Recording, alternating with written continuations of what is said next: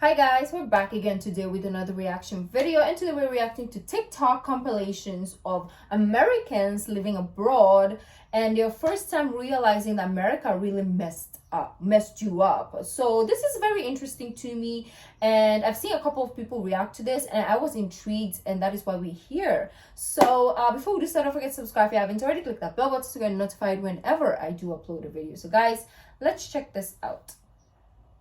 So how did they realize that America was messed up? What is one time that made you realize that America really messed you up? Okay, I have type 1 diabetes and I lived in Costa Rica. The very first day that I was there, my insulin pump stopped working. Oh. This was like some weird fluke, unrelated to anything else. But I didn't have a doctor yet or really know where to go, so I went to a pharmacy because I needed to get long-acting insulin so I could still treat my disease. Oh. And when I went to the pharmacy, the insulin was $20 Okay, for a vial. $20. In the United States, I paid $322 for that same vial. The markup. I remember I was watching this series. I forget which series it was. Was it a movie or a series? I think it was a series, right? It could have been like, I forget. But anyways, in the series, they had to like smuggle medicines from Canada because America's, I think it was Good Girl or something like that. Because Canada was like cheaper, like way cheaper. And then when it comes to America, it's so expensive. So they were like smuggling like medicines and like selling them selling them there in America. So her telling, what, $20 is how much? 100, 200, 300, 400, 500. So 1,000 pesos is in Costa Rica for insulin, and in the US that is about, that is a lot. I don't know how to do math. Like, trust me and math, we are not best friends, but yeah, that is way over 200% markup. Like, what are we doing? It's not even, it's like 1,000% markup. What is happening? What? From $20 to $325 Vial. for the same vial. That I got the insulin over the counter without a prescription. In the United States, I have to see my endocrinologist 4 times a year to get a prescription for a medication that keeps me alive. And then, of course, those visits are expensive too. You have to pay for consultations or even just to get prescription. US. Like, I think we reacted to like the comparison of US healthcare plus like abroad healthcare, and it was shocking. So seeing this be part of this also, another. Brad, what is one time that made you realize Okay, that I'll try not to America pause. really messed you up? So I am an American living in Paris. I studied in both a French university and an American university. Due to my American university, I'll be paying off my student loans until I'm 50, maybe even 60. Oh Lord. Whereas for my French degree, nothing. Nada, because it was free. Free 99. Free. Gratis. Gratuit. Well, not completely free, but still free. How did she do that though? American. I mean, like, yeah, that is why there's a lot of Phil-Ams that come back to the Philippines or even other nationalities that go back home for college if they want to go to college, because America just puts you in debt for the rest of your life. And when you come here, I think you don't even like my course, one semester maximum I paid for one semester was 30,000 pesos, and that is like 1,000, not even 1,000, it's like 1,000 is, it was like $500. That is the most expensive I paid a sem for my university. Like, imagine $500 compared to lifetime of freaking what's this? How do you call this again? Like paying off for school? Like, really? Health, and then now education. What else are you going to pay with? Like, if you breathe, you have to pay now.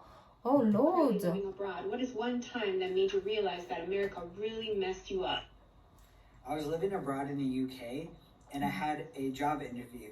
And of course, growing up in the US, you're conditioned to dress so professional, be prepared, have your resume, and all these things. So I was like that really much. And I remember walking into the interview, and they were like, "Oh, well, you look really snazzy." And I was like, okay, that first of all, I never heard that before in an interview.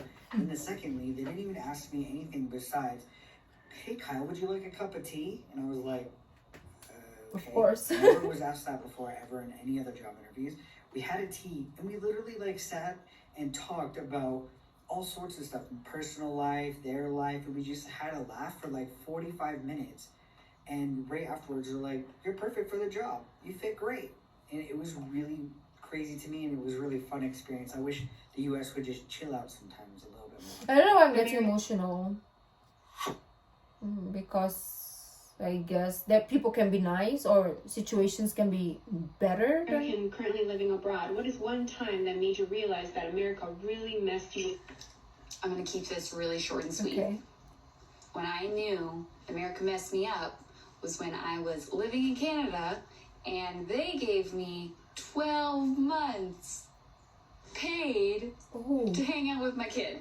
Oh, wow. Oh, and then, just in case, you could take 18 months Oh. and they'll still pay for it. And your employer has to give you your job back. That is so cool. I can't be real, but it is. I'm going to Canada. If you're an American currently living abroad, what is one time that made you realize that America really... Was when I moved back to America. I lived in Japan for 15 Oh, years. Japan is my The favorite. first day I was in Japan, the first train I ever rode on, I saw people wearing masks. Oh, yes. The first time I ever realized mask was a thing is when I went to Japan also.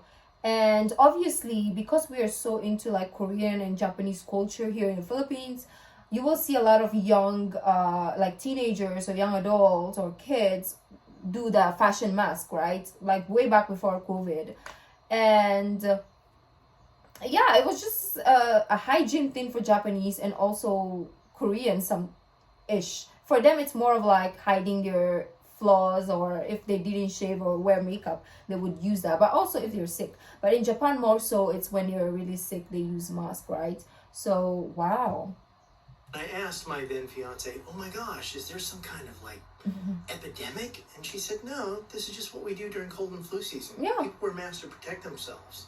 It's like, oh, for 15 years, I could buy masks at the convenience store, the grocery store. I always had a box on the shelf by my front door. So if I was not feeling very well, I'd grab a mask on my way to work. No big deal.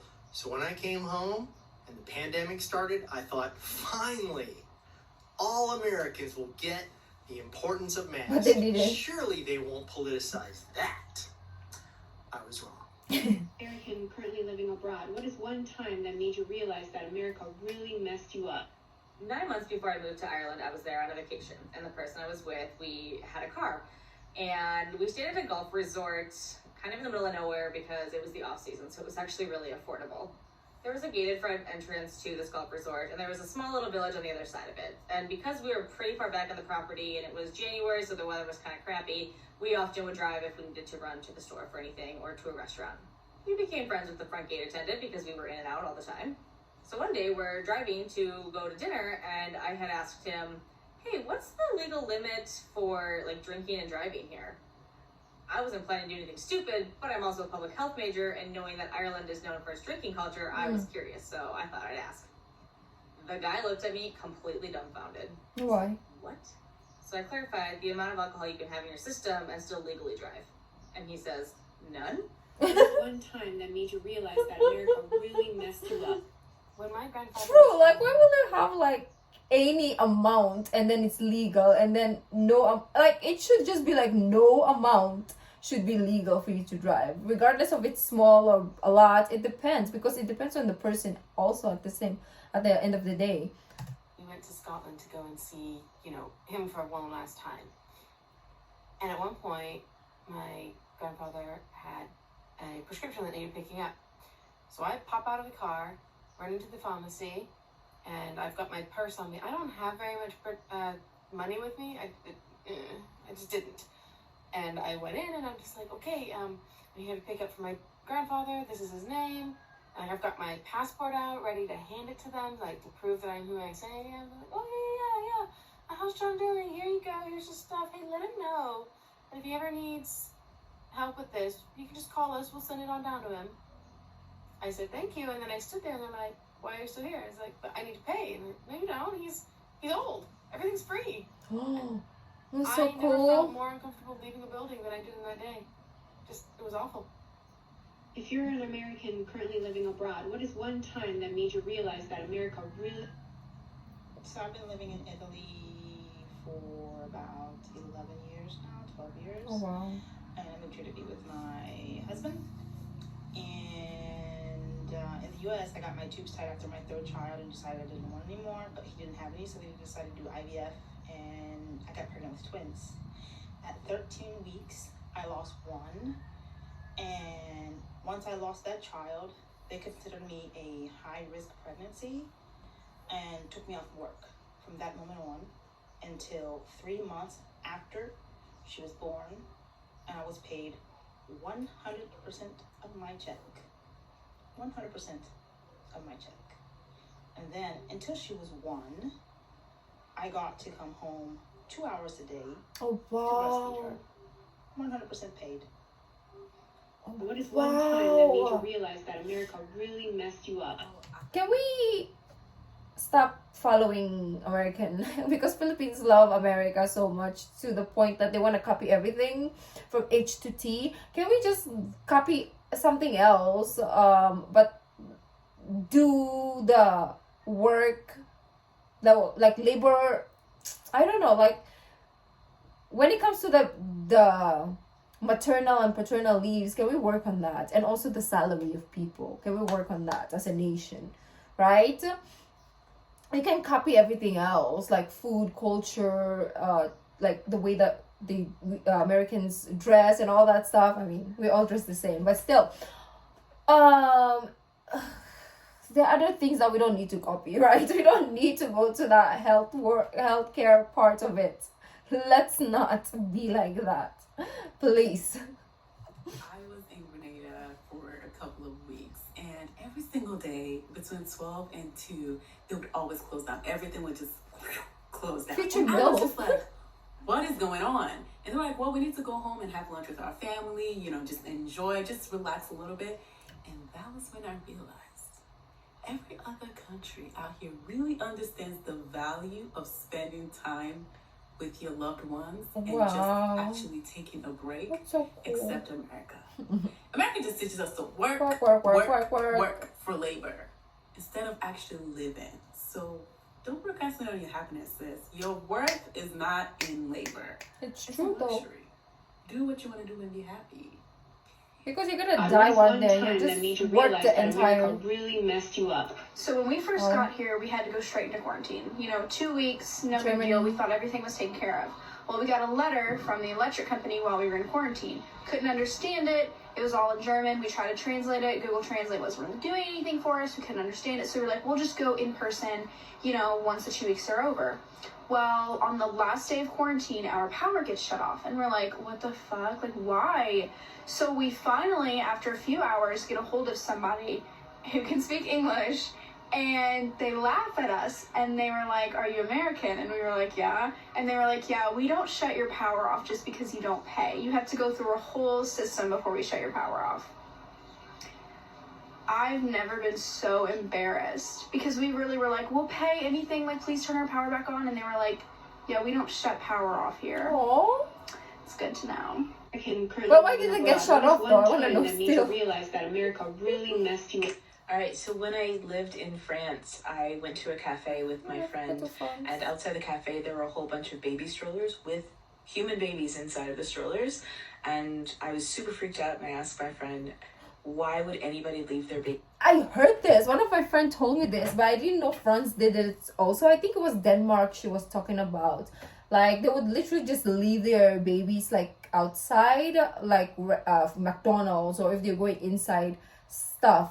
Because, first and foremost, to get sun, and second, like, fresh air, and I don't know, there's another reason also, but they just leave them out there. And I'm like, what is wrong with you people? Like, why would you leave a child outside in a stroller by themselves? It's like a parking lot just filled with strollers. Like, that's insane.